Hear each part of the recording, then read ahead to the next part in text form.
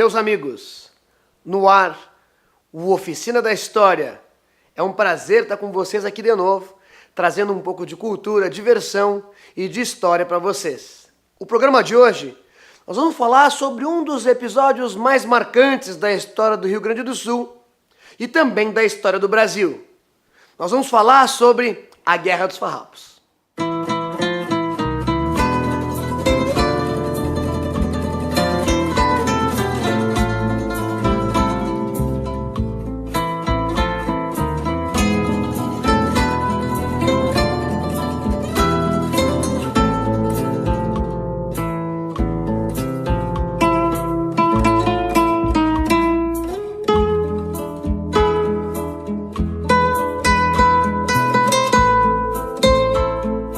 Foi aqui, exatamente aqui, à sombra desse cipreste, onde Bento Gonçalves, Gomes Jardim e Onofre Pires tramaram o plano para tomar a capital da província de São Pedro do Rio Grande do Sul, entre os dias 18 e 19 de setembro de 1835. Na manhã de 20 de setembro, esse movimento chega à capital, dando início então à Revolução Farroupilha, que vai ser a maior revolução do período regencial brasileiro, que vai de 1835 até 1845.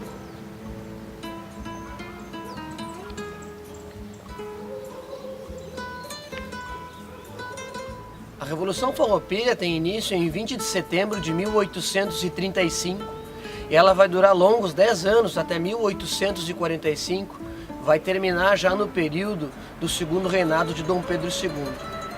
Um dos motivos que vai levar essa revolução é a perda de autonomia política local, porque naquela época o presidente da província, o equivalente ao governador do estado, era nomeado pelo poder central. Sendo assim, as elites locais perdiam o mando político aqui na região. Outros fatores são os fatores tributários. A elevação do tributo do sal de Cádiz, que era o insumo necessário para a produção do charque, fazendo com que o nosso produto aqui no Rio Grande do Sul ficasse encarecido. Em decorrência disso, o charque da região do Prata entrava no Rio Grande do Sul, entrava no Brasil com um tributo um pouco mais baixo, fazendo então com que o nosso produto não encontrasse o mercado consumidor aqui no Rio Grande do Sul e no próprio Brasil. Aqui no casarão de Gomes Jardim é onde vai ser tramado todo esse plano. E na noite de 19 de setembro eles vão atravessar o rio Guaíba para tomar a capital em 20 de setembro, depondo então o presidente da província, dando início a esse conflito que vai durar 10 longos anos. A Guerra dos Farrapos, como muitos chamam de Revolução Farroupilha, ela vai trazer uma série de heróis, uma série de personagens, uma série de mitos que vão fazer parte da história do Rio Grande do Sul e também vão fazer parte do folclore rio-grandense. Francisco de Gomes Jardim foi um fazendeiro, maçom e médico e militar brasileiro. Ele foi presidente da República Rio-Grandense durante o período da Guerra dos Farrapos, em vários desses momentos. Ele foi um dos únicos personagens que permaneceu fiel ao movimento republicano do início ao fim do conflito. Foi na sua casa, na cidade atual de Guaíba, onde vai acontecer todo o plano para atacar a cidade de Porto Alegre. Antônio de Souza Neto foi um político e militar brasileiro dos mais importantes na história do Rio Grande do Sul. Também ficou durante todo o período da Revolução Farroupilha. E após o conflito, ele volta às guerras, lutando contra Aguirre, contra Roças e também com a sua cavalaria ligeira durante a Guerra do Paraguai. Davi Canabarro foi um dos líderes farroupilhas mais controversos. Vai ficar a cargo de Davi Canabarro assinar a Paz do Poncho Verde, ou o Tratado do Poncho Verde, o evento que marcaria o fim da Revolução Farroupilha, o fim da Guerra dos Farrapos. Também se atribui a Davi Canabarro a traição de Porongos, onde ele vai trair o regimento de Teixeira Nunes dos Lanceiros Negros, dizimando então o grupo dos Lanceiros Negros em 14 de novembro de 1844. Giuseppe Garibaldi, conhecido como Herói de Dois Mundos, na verdade não foi líder farroupilha. Ele foi contratado por Bento Gonçalves, uma espécie de pirata, uma espécie de corsário, de mercenário, para auxiliar Davi Canabarro no cerco à Laguna. Nesse episódio, vai ser proclamada a República Juliana, em 1839. Bento Gonçalves, sem sombra de dúvida, é o personagem mais enigmático, é o personagem mais mitológico dessa história. Político e militar brasileiro, descendentes de portugueses, vai ser fiel ao movimento republicano. Já nos anos de 43 a 44, o movimento republicano rio-grandense passa a perder força.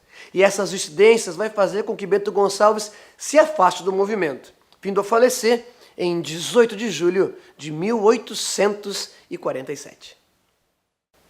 É evidente que a gente não pode esquecer os milhares de cidadãos gaúchos, os milhares de cidadãos farroupilhas que pereceram, que tombaram diante do ideal republicano dessas lideranças, do negro, do campesino, do artesão, que também tiveram as suas vidas ceifadas defendendo o ideal de republicanismo.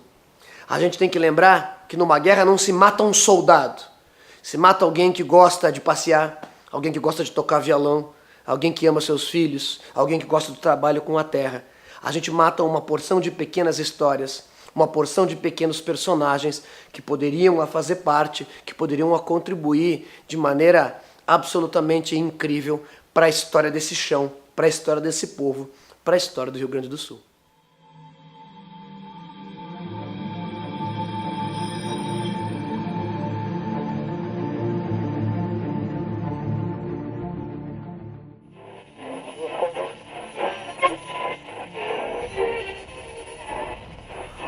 Hoje na história, em 18 de julho de 64, acontece o grande incêndio em Roma. Começa a queimar boa parte da cidade. Por muitos anos se atribuiu esse incêndio aos cristãos. Mais tarde descobriu que quem mandou atear fogo em Roma foi o próprio imperador romano Nero, que assistiu aquilo tudo às gargalhadas tocando a sua lira. Em 18 de julho de 1841, após o golpe da maioridade, Dom Pedro II é coroado imperador do Brasil. Tem início, então, o segundo reinado brasileiro, que vai durar até 15 de novembro de 1889. Em 1998, Marie e Pierre Curie anunciam a descoberta de um novo elemento químico, o chamado polônio. Em 18 de julho de 1909, acontece o primeiro clássico Grenal da história. Em 18 de julho de 1925, após a prisão, Adolf Hitler publica o livro Mein Kampf, conhecido como Minha Luta, que vai conter as bases da doutrina nazista. Em 18 de julho de 1936, o general espanhol Francisco Franco dá um golpe de Estado, tendo início a violentíssima Guerra Civil Espanhola. Em 1971, no dia 18 de julho, acontece a última partida em que Pelé atua como jogador da Seleção Brasileira de Futebol. 18 de julho é o Dia Nacional do Trovador. Em 18 de julho de 1918, nasce Nelson Mandela, líder africano, presidente da África do Sul, falecido no ano de 2013. Em 18 de julho de 1956, nasce o ator americano Tom Hanks. Em 1374, no dia 18 de julho, morre o poeta italiano Francesco Petrarca, um dos precursores do movimento renascentista. Em 1610, em 18 de julho, morre o pintor italiano Caravaggio. Em 18 de julho de 1847, morre Bento Gonçalves, militar e político brasileiro, famoso pela sua liderança durante a Guerra dos Farrapos. Em 18 de julho de 1967, morre Humberto Castelo Branco, o primeiro presidente do período da ditadura militar brasileira. Em 18 de julho de 1987, morre Gilberto Freire, escritor brasileiro, imortalizado pela sua obra Casa Grande e Senzala. E no ano de 2006, no dia 18 de julho, o Brasil perderia Raul Cortez, ator brasileiro. Esse foi o Hoje na História. A Guerra dos Farrapos tem início no dia 20 de setembro de 1835 e vai estender por longos 10 anos. O evento que marcaria esse início, então, é a tomada da capital rio-grandense, Porto Alegre. O presidente da província vai se afastar para conseguir mobilizar tropas e iniciar o contragolpe, iniciar a contraofensiva, e eles vão conseguir retomar a capital gaúcha já no ano seguinte, em 1836. No dia 11 de setembro de 1836, é proclamada a República Rio-Grandense, e Piratini vai ser escolhida para ser a capital farroupilha. Bento Gonçalves vai ser eleito o primeiro presidente dessa jovem república. Mas, no entanto, Bento Gonçalves, no momento dessa eleição, ele estava preso no Rio de Janeiro. Então eu convido agora a doce e simpática Iris Leão para contar pra gente como é que foi um pouquinho dessa história. Um dia o Bento pede para tomar um banho de mar. E ele vai nadando, passa a tentação, pega um barquinho que leva ele no navio, que desce pela costa brasileira e traz ele para o Rio Grande. Da onde das mãos de Gomes Jardim ele recebe o comando da República Rio-Grandense. Mas como é que ele conseguiu essa façanha, como diz o nosso hino? A maioria dos nossos heróis eram maçons, isso é um sinal maçônico. E quando ele chega no Forte do Mar, ele vai descobrir, pelos sinais maçônicos, que entre os soldados imperiais que eram para cuidar para ele não fugir, existiam soldados maçons. E os soldados avisaram para a maçonaria da Bahia que o Bento precisava voltar para o Rio Grande. Então a maçonaria colocou o barquinho, colocou o navio e foi a maçonaria que trouxe ele da Bahia para o Rio Grande. Claro que antes de entrar para tomar o banho de mar, ele molhou o pavio dos canhões. Esse é outro detalhe que nunca vemos no livro, não? E aí o que acontece? Quando o guarda disse, aquele navio está levando o Bento, eles lhe dão um tiro de canhão, que era a maior arma da época, para afundar aquele navio. E ele não consegue acender, o pavio estava molhado, ele tinha previsto, né? Por quê? Então, no dia 6 de novembro, Piratini é estabelecida como a primeira capital da República Rio-Grandense. Agora, o Oficina da História vai viajar direto a Piratini, a primeira capital farroupilha. E de lá, a professora Paula vai contar como é que foi essa história para nós. Paula, vai daí. Assiste a Oficina da História. Bom, hoje eu estou aqui no prédio onde foi sede do Palácio da República Rio-Grandense para falar o porquê que Piratini foi escolhida para ser a capital farroupilha.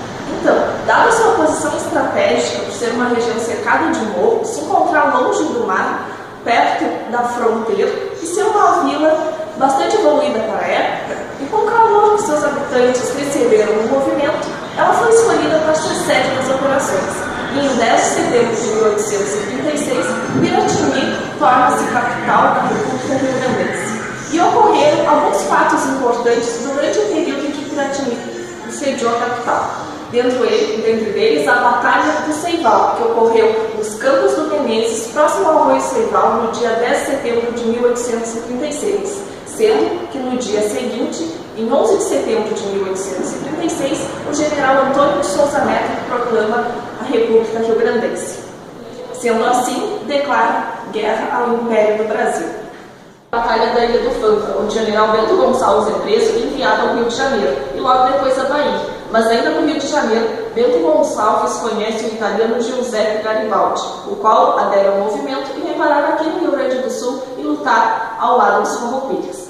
Em 6 de novembro de 1836, Bento Gonçalves é eleito presidente da República Rio-Grandense, só que não pode assumir, pois ainda se encontrava preso. Assume em seu lugar o vice-presidente José Gomes de Vasconcelos Jardins. Em 1937, após um ano de sua prisão, Bento Gonçalves consegue fugir do Forte do Mar, na Bahia, com a ajuda da maçonaria e retornar aqui para o Rio Grande do Sul, onde assume a presidência da recém-criada República Rio-Grandense. Em 1838, é editada a primeira edição do jornal O Povo, escrito pelo italiano Luigi Rossetti. Já em janeiro de 1839, a capital passa para Caçapava, pois Piratini encontrava em constantes ameaças. Bom, pessoal, eu fico por aqui. Tchau! Com o desenrolar da Guerra dos Farrapos, o movimento vai se espalhar pelas pradarias do Rio Grande e dia após dia, vitória após vitória, eles vão conquistando os territórios do interior aqui do Rio Grande do Sul. Após a tomada de Caçapava, Bento Gonçalves ordena a troca da capital, justamente por achar que seria um ponto estratégico. Mais uma vez, o Oficina da História, no caminho da história, vai viajar direto a Caçapava e de lá o professor Gilson Carlos vai contar como é que foi Caçapava durante o período da Guerra dos Farrapos. Professor Gilson. Localizado num dos pontos mais altos da Serra do Sudeste, a então Vila de Caçapava do Sul é escolhida para se tornar a segunda capital farroupilha em fevereiro de 1839. Aqui havia um excelente ponto de defesa para o exército republicano e para toda a estrutura burocrática republicana.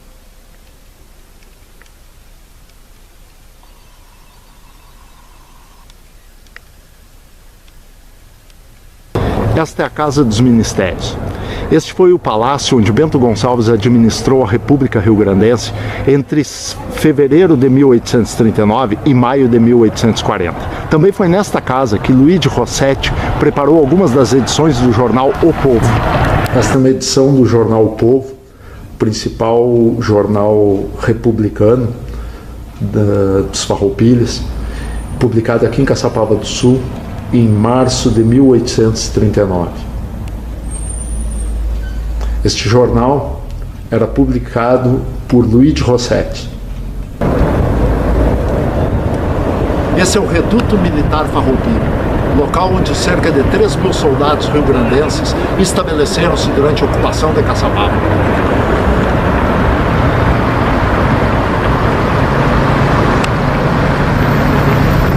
Caçapava, capital farroupilha entre fevereiro de 1839 e maio de 1840. Grande parte da população e da elite local apoiou essa ocupação. Porém, sabemos através de documentos e cartas que parte da população se sentiu desconfortável. Comerciantes reclamavam que a presença da capital republicana aqui atrapalhava os negócios. Produtos e gêneros foram confiscados desses mesmos comerciantes: gado, cavalo e até escravos.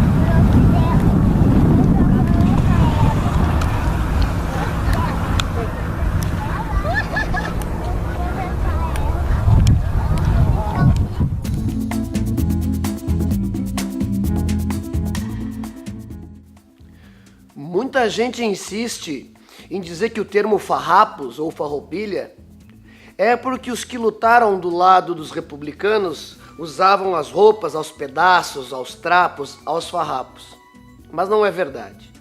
O termo farrapo ou farroupilha era um termo que designava os liberais exaltados, um grupo político mais revolucionário na história política do Brasil, já a partir dos anos 1820 e 1830.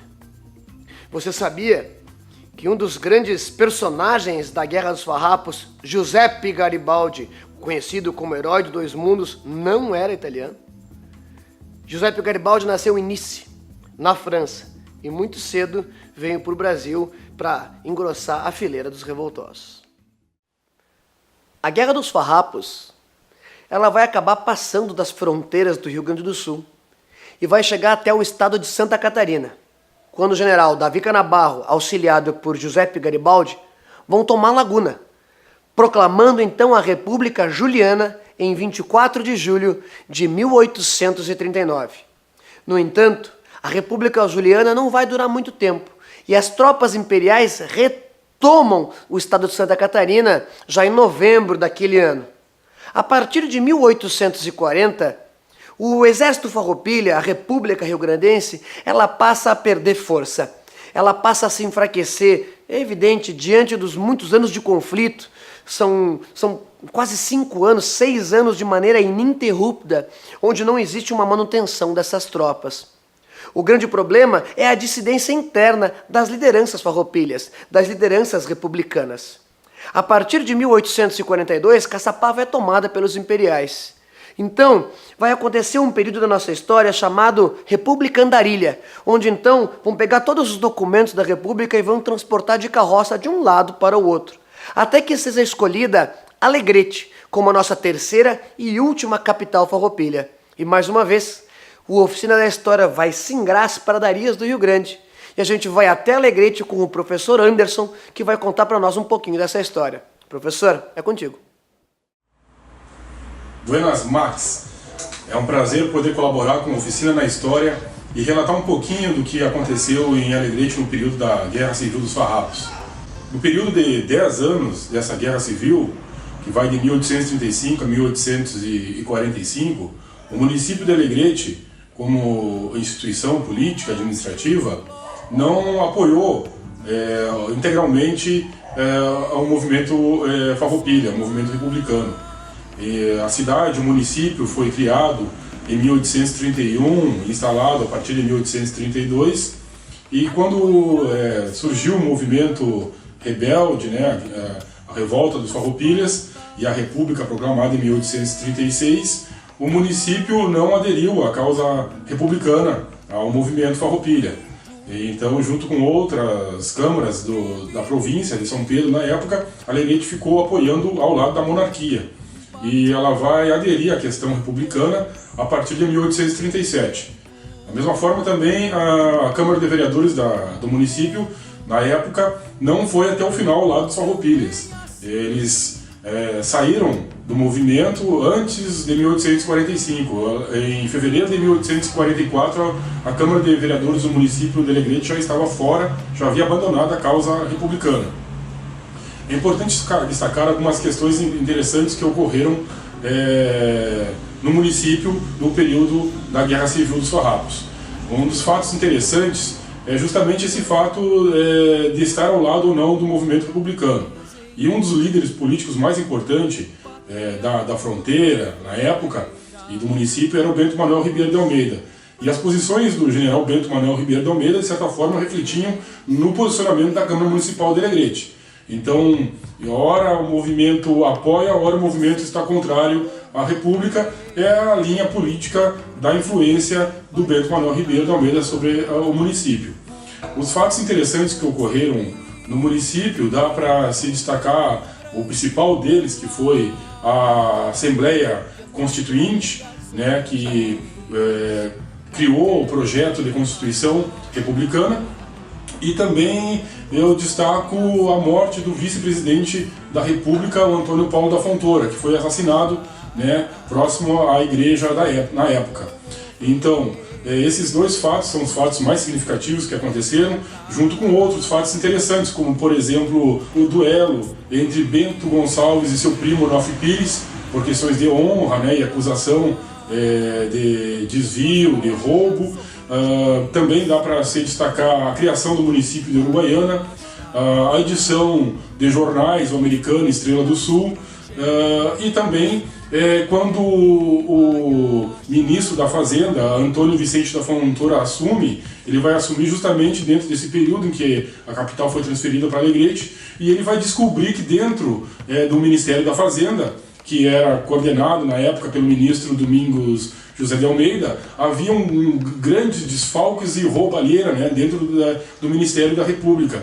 Então, no município de Alegrete vai acontecer o caso, o fim da República, com faltas muito sérias e graves, né, em relação à questão pública, como a questão do assassinato do vice-presidente, Antônio Paulo da Fontoura, que fazia parte do grupo de minoria, que não aceitava a ditadura do Bento Gonçalves, né, que dissolveu a Assembleia Constituinte, o mesmo modelo que Dom Pedro I fez quando dissolveu a Assembleia Constituinte de 1823. O Bento Gonçalves fez o mesmo ato em Alegrete, dissolvendo a Assembleia Constituinte também. E o Antônio Paulo da Fontoura fazia parte do grupo de minoria, que era o grupo Farroupilha de fato, e que ele, como vice-presidente, nunca assumiu a presidência, né? Porque o grupo majoritário nunca deixou que o grupo Farroupilha assumisse a presidência da República. Então, em Alegrete aconteceram fatos interessantes, né, em relação à Guerra Civil dos Farrapos, e como eu já destaquei aqui, essa questão toda da Assembleia Constituinte, a morte do vice-presidente da República, a criação da Uruguaiana, a edição de jornais e o duelo entre os primos Onofre Pires e Bento Gonçalves da Silva.